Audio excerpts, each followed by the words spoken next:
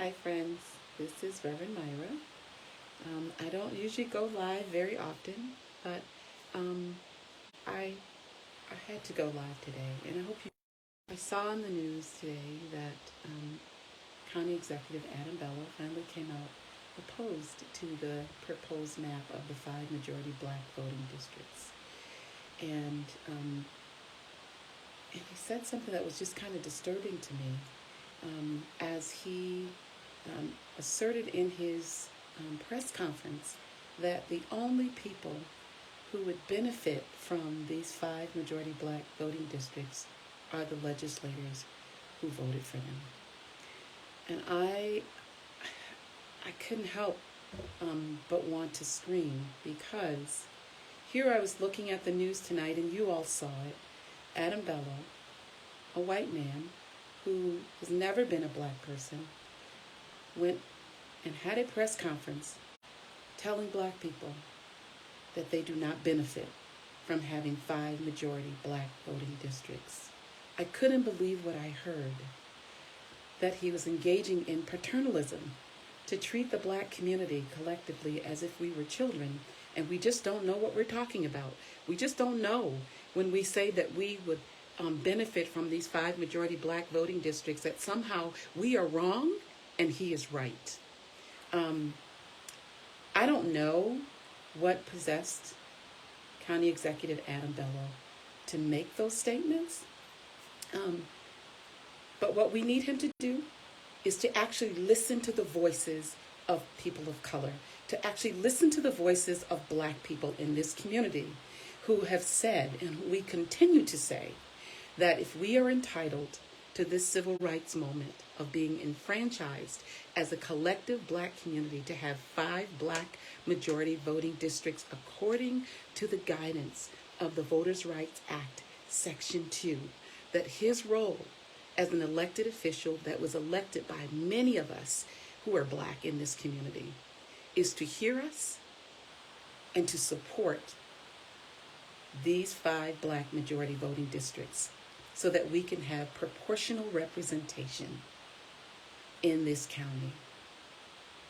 Now, I understand that as a county executive, he wants to stand with his legislators who are worried about who's going to run against them in the primary.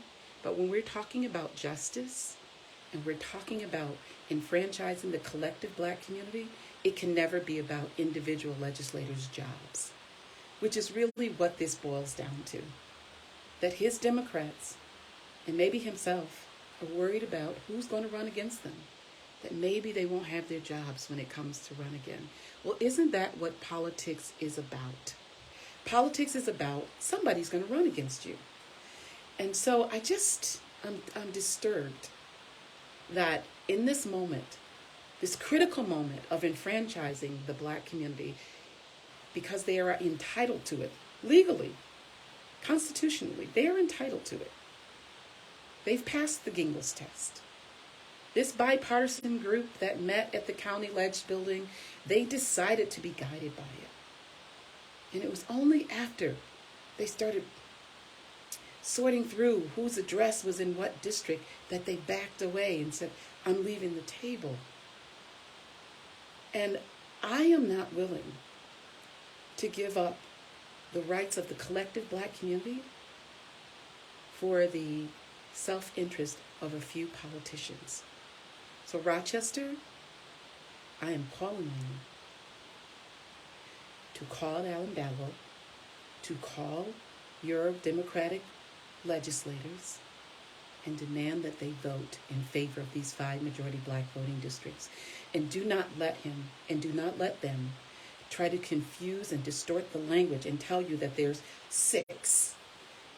The number 6 that they're talking about is majority minority districts, and that is simply throwing all the minorities in there together, right, in the soup, and seeing who rises up to the top, and having minorities function inside of a white, racist, supremacist voting system and have them fighting with each other over the crumbs. We are talking about 29 voting districts. And if we cannot enfranchise the black collective community with 5 of those, when you have 24 left that are white majority districts, then we are not telling the truth about what is really happening here. And we know that those who control political power and representation get to control where the resources go.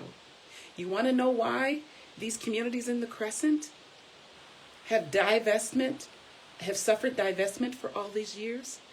You want to know why they're often the organizations that are Black-led and Black-run are often the last ones to receive funding from the county in their policies and practices?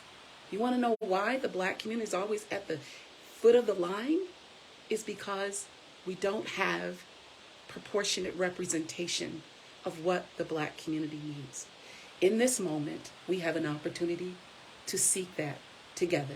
We cannot march in the streets and say Black Lives Matter in theory, and then when we have a practical way to actually do it, to actually stand behind it in really practical ways, and then say, well, I changed my mind. Well, I think we should do this. Well, I think we should do that.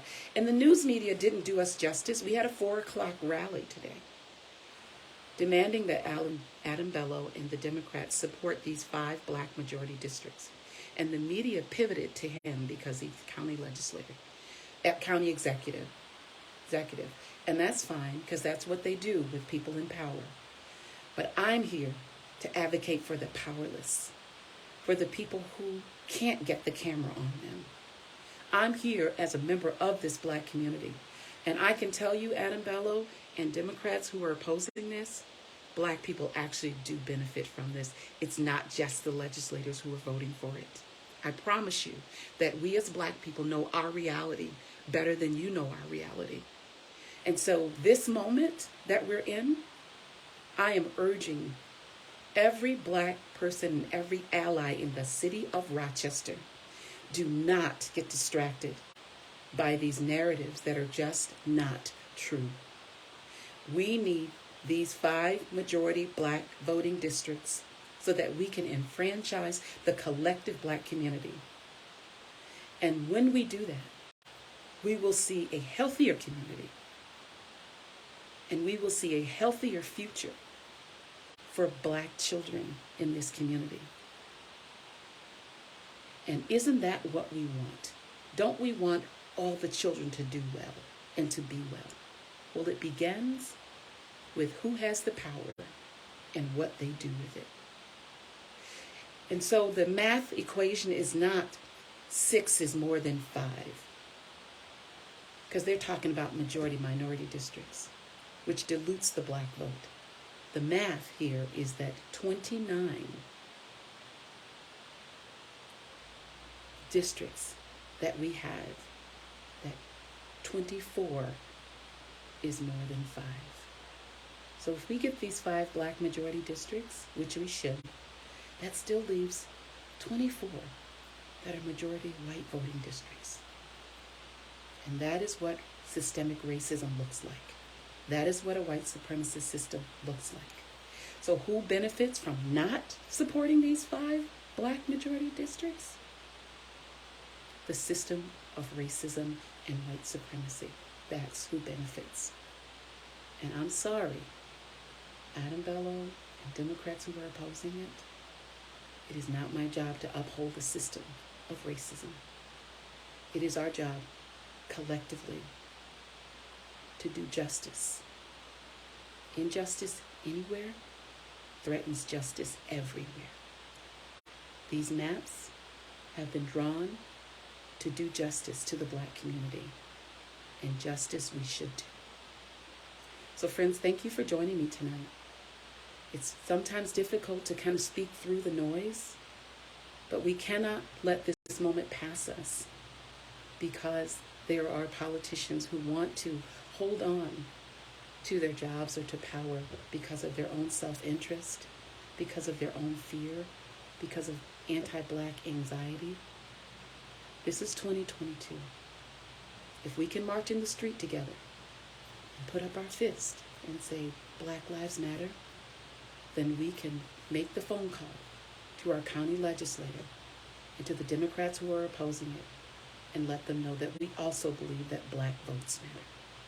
So you all have a good night, and I hope that you will share this video, and I hope that you will call Adam Bello and the Democrats who are standing at that microphone with him, decentering the needs of the black community while centering their own needs as politicians. This is about the poor. This is about the marginalized. This is about the oppressed. And they need proportional representation. And that proportional representation looks like 5 black majority voting districts. Y'all have a good night. Blessings to you.